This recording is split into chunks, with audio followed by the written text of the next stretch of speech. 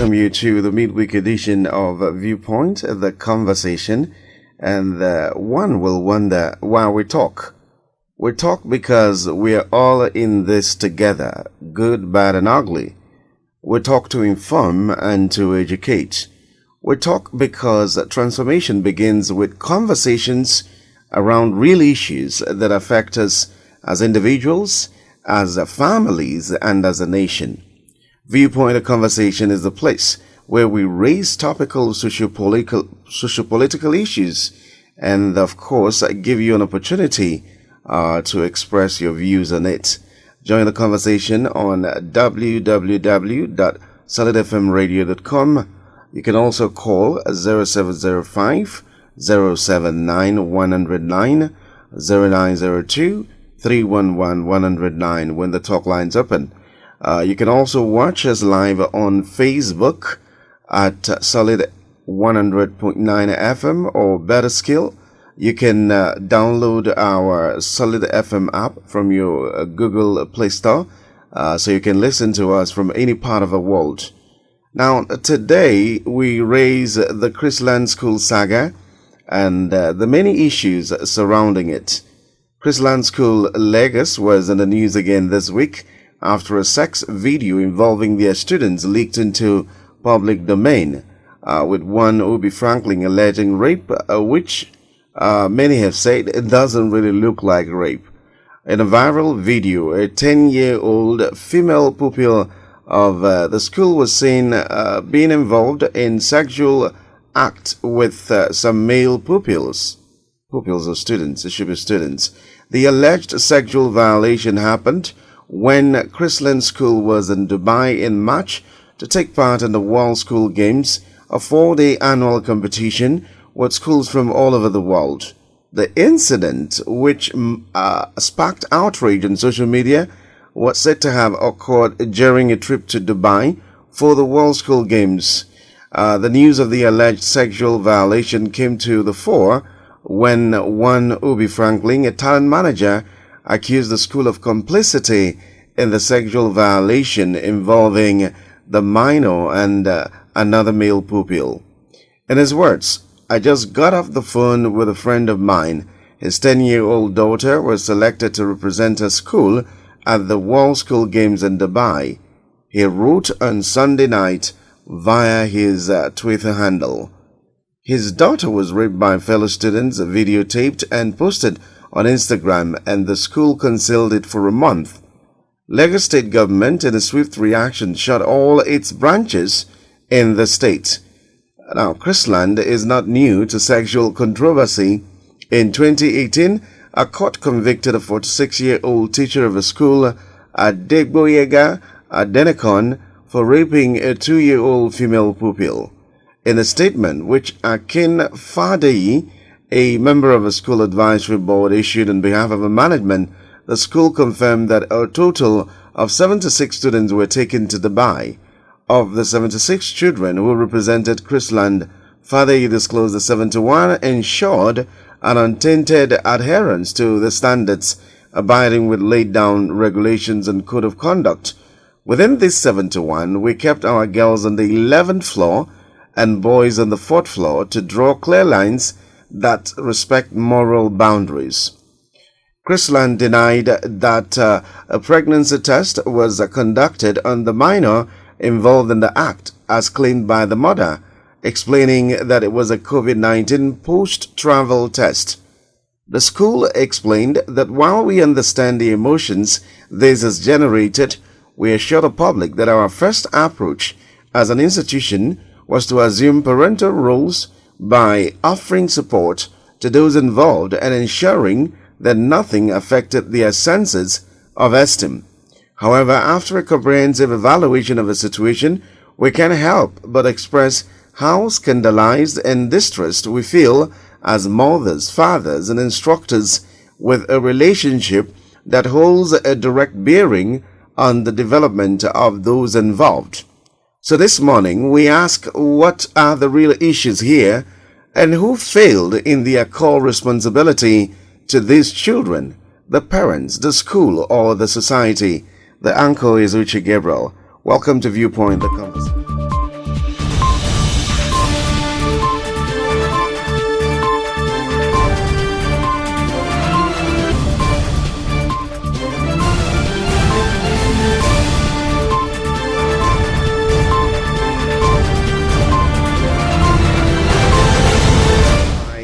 guest just showed it up to deliver me from this long talk.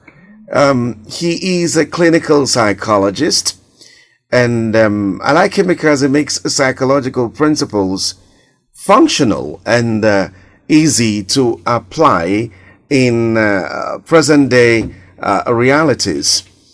Chimezie Elekwachi, good to have you, and thank you could make it. Thanks for having me. Okay, so I've raised a number of issues. I don't know whether you were listening. No, I wasn't. Okay, if I ask you, what is or are the real issues for you as a person? Okay, so we have a number of issues that has shown up first. Number one is that it shows the level of society we are in, how people are very insensitive in terms of the comments that we make. It also shows the level of knowledge we have about the rights of children, because many people do not understand that children have rights. So a case at hand, when Uche tweeted, he said it was rape. And when we found the other stories that we were following up, we found out it wasn't a rape, because children cannot be committing crime from the eyes of the law. The child rights, children cannot be committing crime, but they rather can be in conflict with the law. Okay. And when they are in conflict with the law, the society and government must try to help protect them. Second, it also shows some level of laxity in terms of our school administration. So we had children who went out for an event, and probably something happened that they weren't well monitored. It also shows that point, and also then again, critically, is the way we have responded as a society. We haven't been showing enough sense of understanding. Everybody is lacking somewhere or the other. The parents are lacking, the school is lacking, we're all lacking as people, but we need to be also a little bit more sensitive to people and be supportive. That child is going through a lot right now, and will still go through a lot in her course of life if whether interventions are brought or whether interventions are not brought, she will still have to go through this through the rest of her life, because this will be something that will be a sticking point in her life. So how she manages it would mean either a turnaround or a down spiral towards more difficulties. So these are the So what has happened is not even as serious as the aftermath. Yes, the aftermath is where the problem is, because if you had listened to the story of the mother, the school have already started stigmatizing the young child for her behavior. And when we look at the video, people are already saying that the girl is already very informed about sexual intercourse in itself. So the whole stigma that relates to what has happened to the child is what is going to be the aftermath. And one other thing that I wanted to talk about earlier is, the UN Convention on the Rights of the Child, which Nigeria has domesticated in the Child Rights Act. One of the most important guiding principles is the best interest of the child. So the law says in every issue that concerns the child, the interest of the child must be of paramount consideration. So whatever we are doing for children, it must be in their best interest. So like the tweet that was made by Uche, to what extent was it in the best interest of that child to make that thing go public, and to what extent is it protecting the child right now that we have seen a lot of backlash from the social media space? Should Uche be arrested? One of the most important things is that the interest of the child wasn't put in the foreplay, and I think it's a result. I was saying on my status yesterday, is as a result of the fact that he didn't understand the space. The interest of the child should have been the first thing on his mind. Tweeting that, and Nigerians are quite interested and smart. So once he tweeted, somebody went on and said there were only 3 schools that went for that event, and did an analysis and narrowed it down to Chrisland. So the information was almost as lucid as you would expect, and here it is. And we are where we are today because the interest of the child wasn't put. These things happen all the time. Children are sexually abused all the time. In fact, the Violence Against Children survey of 2017 tells us that just about 4 in 10 girls, I think 4 in 10 girls have experienced sexual abuse. And that gives us about 40% in terms of sexual abuse of children. So these things happen all the time. But what is most important is how do we go about it, and what is the best interest of the child principle that is put in place. Okay, one of the things that bothers me is how these kids got this sexually advanced to be able to do what they do. As a clinical psychologist, what will you suggest? Learning is, we'll look at the principles of learning, and learning can be, people can learn from various ways. One of the most interesting ways of learning is observational learning, which was propounded by Albert Bandura. And he said that if people sit down and observe, especially children, they would almost pick all the principles or all the processes of what has happened. So we may anticipate that child or those children have observed sex happen, whether they have seen it with an adult or whether they have seen it over pornographic sites or whatever. One is that those children have learned and have seen that happen. Second is that the children weren't it shows some level of parental laxity. The control that those children have seems to be lacking. I saw the video and I was listening. One of the children was saying, please, this bed is shaking, I can't sleep.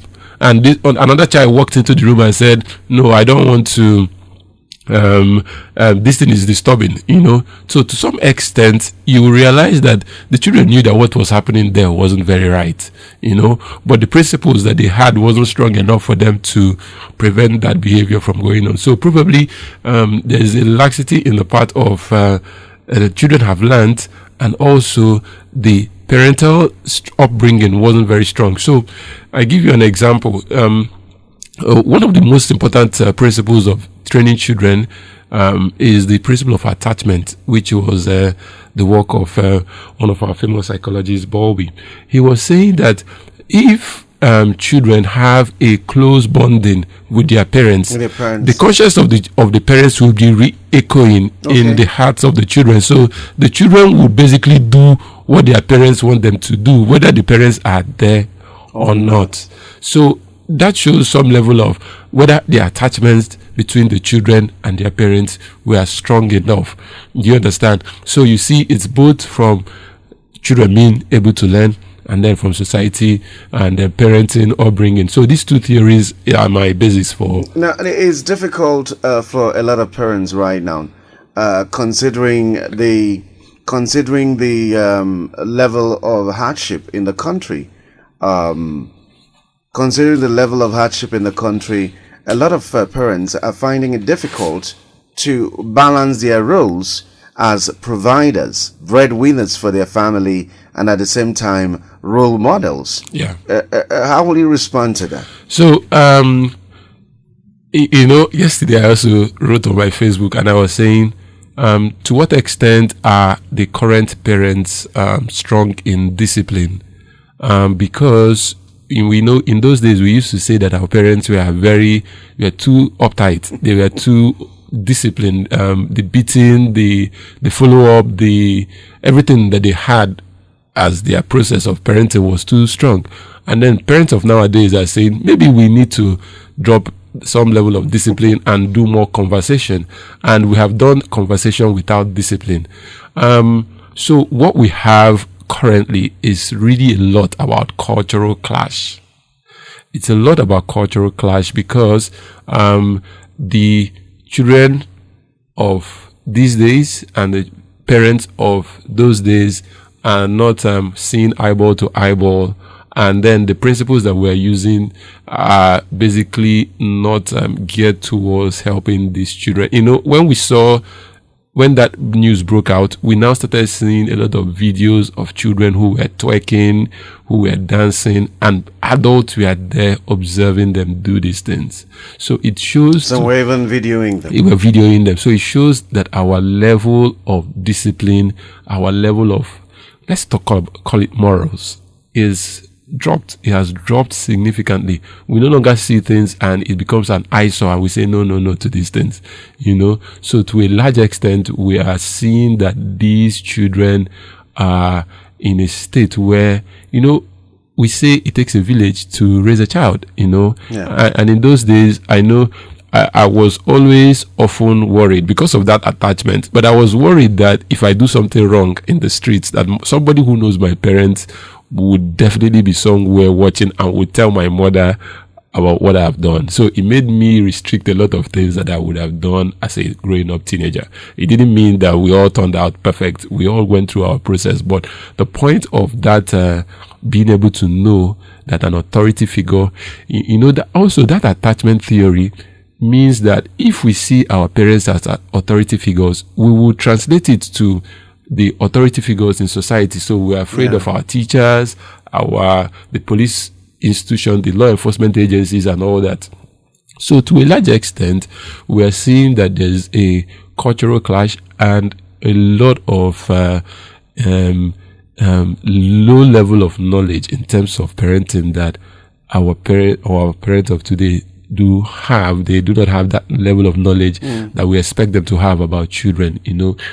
Parents need to know the developmental stages of children, what to expect, how to go about it. They shouldn't be professionals, but they should really understand children and understand what they need and what they can offer these children to be able to survive and cope. We understand that every child has been born with all the gifts, all the knowledge that it needs. All we need to do as parents is to guide them. So that goes to the principle of unconditional positive regard. If we respect students, that's by Carl Rogers. So if we respect our children enough and know that they have these, even that's the basis of I believe this to be true, that all humans are endowed with inalienable rights, which is the Human Rights Declaration. If we understand that people are endowed with all the rights and all the knowledge that they need, and all we need to do is basically to guide them, it will increase the level of interaction and how we go about dealing with children. That seems to be making parenting sound very technical. Parenting in the 21st century seems to be more technical than probably what it is. Are there issues in the 21st century the parents should begin to take note of in offering balanced parenting?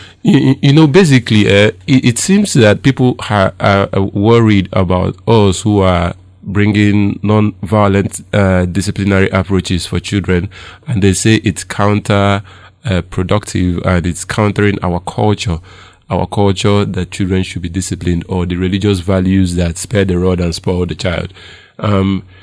It is not technical in any way. It means that we need to be more involved and we need to be more informed about the processes. What we are saying is that when children stay in states of chronic fear and anxiety, their brain architecture do not develop well. So if a child is facing violence at home, whether vicariously, that is the child is seeing the mother being abused or the father being abused, and the home is a place of violence. The child goes to school and the child is facing abuse, and the child goes to church and the child is facing abuse. The child would not develop, the brain architecture of the child will not develop as it should. So that is given. The other thing that we are saying is we should just basically understand that it is no longer how we train children or how we were trained is not the gold standard. There are also newer things that we need to also impute, such as being understanding, but again, discipline. Discipline can be done without violence. Children need to understand there are standard rules in the home, and if you go against it, these are the standard repercussions, the consequences of your actions. So if we say that the curfew in the house is 2 o'clock or 5 o'clock or 4 o'clock, as the case may be, if you come back after 4 without any strong reason why you have done that, these are the consequences. It is difficult for an African parent to understand how they can discipline without flogging. So you might want to. The point is, what are these repercussions? There are several repercussions that a parent can give. Repercussion number 1, increasing the house chores that the child has to do. Not the one that will kill the child, but for example, if you were washing plates in the morning and your brother was washing in the afternoon and the other person was washing in the night, then you take on the washing of morning, afternoon, and night. If you are given a stipend for the week and it was 1,000, so we could cut it down to 300. Do you understand? There are so many things that parents, if I give you that level of attention that, when you call, I'm always there, I cut down on the level of attention that I'm giving you. And you have a conversation with that child as to why. What we want to do is to ensure that the child owns the process of development. I like this part of conversation. Incidentally, most parents don't converse with their children. They don't even know why they should. And there's also an approach that says you don't beat a child until you have explained to the child. Many parents don't subscribe to this. Yeah, because probably they don't understand why it's important. One of the famous learning processes is what is called conditioning by Ian Pavlov. He understood that if you bring if you pair two things together, it helps you to lead to behavioral change.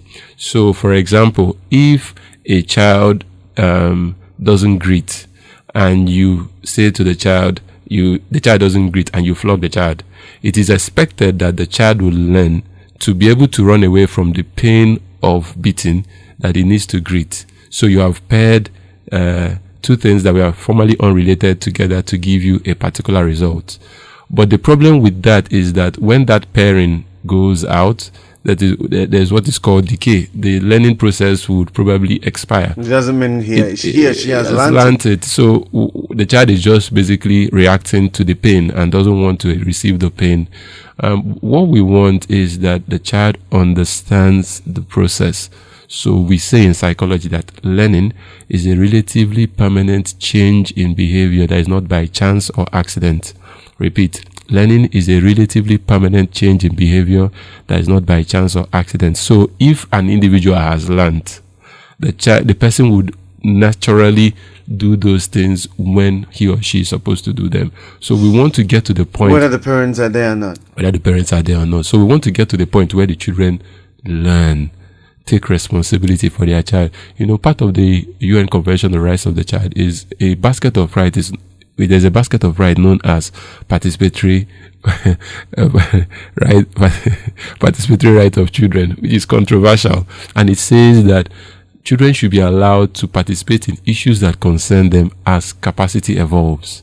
So that means that we need to be able to bring in children to inform them about what they are supposed to do within the ambit of their capacity. So, for example, this young child that was dancing, twerking, and doing all those things had too much participatory right beyond the capacity of the child. Okay. Yeah, so while we want children to be able to be informed, at the same time, we want them to be able to do it within the ambit of their capacity. That means it has to be regulated. It has to be regulated. And, the age of minority for human beings is so long. It starts from 0 to 18. So once you hit 18, you enter the age of majority.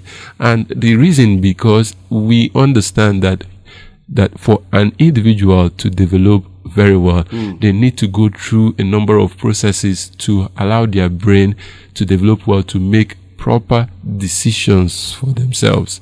So those proper decisions are especially because they have experienced, they have learned, and they have been able to understand what is right and what is wrong. So when you give children things that are beyond their capacity, it becomes an issue. So if there was an adult in that room who aided and abetted that process, then we could have been talking of rape.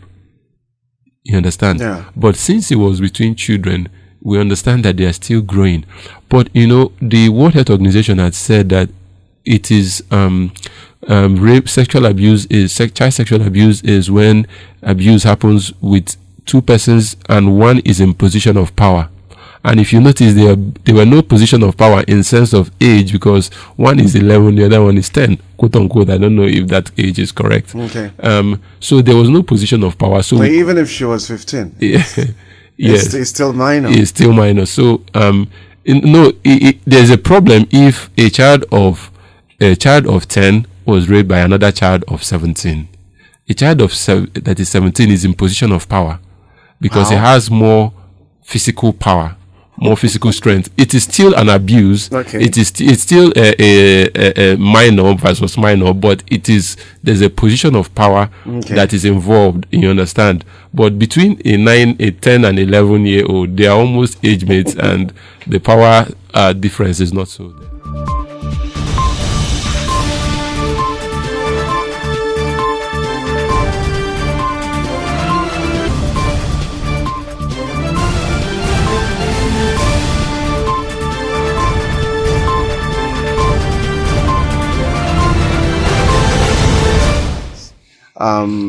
A lot of parents take it for granted, and then when it's passed, it's become like a remedial thing they are doing. How significant is that? Formative years are so important. It's everything that any child needs. We need to be able to empower our children to be capable of being confident in themselves, being able to be knowledgeable, to be able to pursue issues, to be good, the self-starters, to understand the processes, to feel loved and be loved. Many times the children don't feel loved, they don't feel appreciated because of the environment that they are in. So formative years is everything. We would, through our lives, we'll reminiscent about childhood. Everybody now says adulthood is a scam, because when you think about your childhood and you enjoy all the things you have had, all the love and attention, all the, and when we were children, for example, in the early Hamatan, when they wake you up to bathe and go to school, the cold makes you want to run back to your bed, and you feel like you are being deprived of something. But when you become an adult, even with the cold, you still wait and still head out, because you have been able to be trained that beyond that pleasure, there should be also a level of hard work that goes in. So childhood and formative years are so important, and they're the basis for adulthood. So if there are problems in childhood, it has a lifelong effect. So it's children who have faced violence have both physical and mental health conditions that are linked to their experience of abuse as children. Okay, let me ask one more question before we get to the audience. That has to do with phone use. And at what point do you think that a minor should get a phone? Shouldn't we have a National Phone Use Act that regulates the use of phone for minors? So this is very important. Our nation we are always very reactive.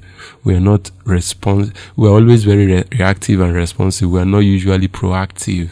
Across the world, there has been a number of regulations about, in fact, the bigger issues that the world is struggling with right now is the issue of the dark web, where a number of pedophiles recruit children from the web not the usual web that we see, but from the web that they have only access to. I think it was last year that a website was discovered in Germany where it was recruiting boys, over hundreds of boys who were being recruited from that website, and they were facing abuse. They were being abused by a cartel.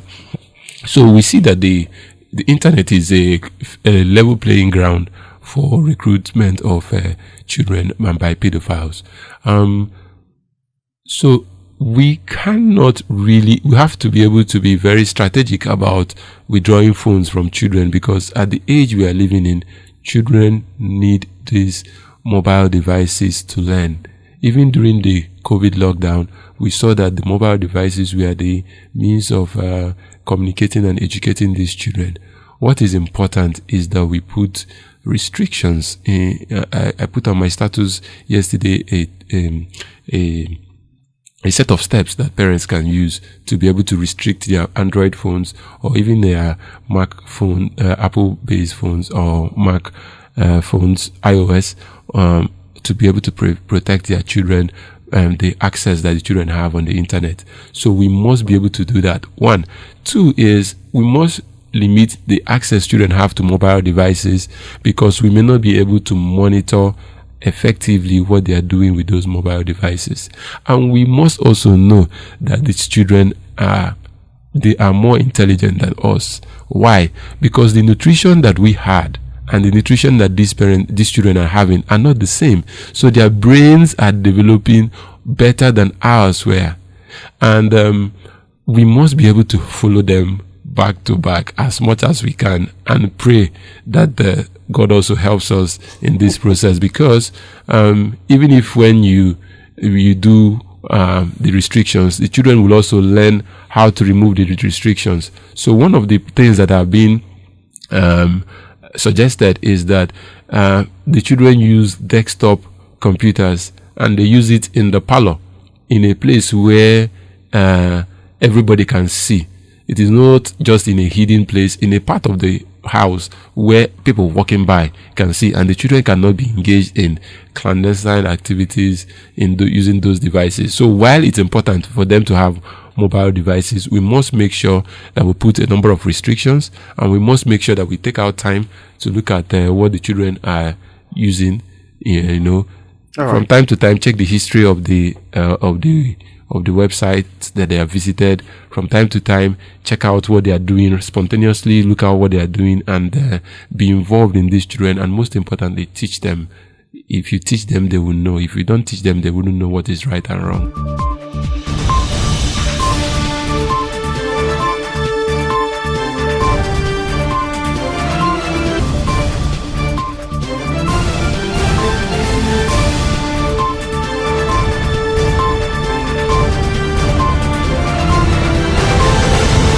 How do you respond to all you've had? Okay, so number one, the rights of children and domestication of the rights of the children. The rights of children in Nigeria is a domestication. Remember, it's a domestication of the United Nations Convention on the Rights of the Child, and it has 4 basic baskets. Survival right. Every child has the right to survive against all the killer diseases. So we are focusing at ensuring that government provides the first 1,000 days of the child is most critical. So all the immunization, all the nutrition that a child needs, all the things that a child needs are the interest of ensuring that the survival rights of children is promoted. So it's this survival right that has ensured that we have taken away polio and all other killer diseases that children experience. 1. Second is protection right. Children should be protected from violence and should be given an identity. So that right talks about birth registration, giving children access to protection from violence, whether it is extreme or minor. The third one is developmental rights. Every child has the right to education. In fact, the African Union talks about the EFA goal, education for all. And also children have the right to play and leisure. And then the last one is the participatory right of children. The right says that every child has the right to participate in issues that concern it as capacity evolves. It is not Western in its sense, because in the Child Rights Act, when you see the rights of children, you also see the responsibilities of the children. So it is not like we have given children all rights, we have also given them responsibilities. And Africa is the only continent, the last time I checked, that has a different convention on rights of children. We have the African Union Charter on the rights and welfare of the child, because we understand that in Africa, along with rights comes responsibilities. What does the right do if government adopts it? It does 3 basic functions. It ensures that people who are caregivers do not take undue power over children and see children as properties. You cannot own children. Children are they are gifts, and all you do is to manage them. So people cannot say, because I gave birth to a child, I have to sexually abuse the child or beat the child to death because it's my property. So it makes sure that right holders or caregivers have their limit as to what they can do with children. Second is that it ensures that government enshrines the principle of democratic participation. So children start understanding that they have rights and they should participate in issues that concern them. And then lastly, it ensures that the welfare of children is enshrined in the Constitution. So these are the things that relates to the children that the rights of children promote. So anybody saying that the rights of children is Western and is not cultural sensitive is also not well informed. Then in terms of family being exonerated, the family is the smallest unit of society. The family is headed by a father and the mother, and anything that happens within the family is the reflection of what happens in society. That is what is called norms. So the norms of the family, when it comes together, it becomes the norm of society. So we still have to hold families responsible and target the families, because they are the ones that will have to promote the well-being from the family level up onto the society level. The rights of children does not say we shouldn't discipline children.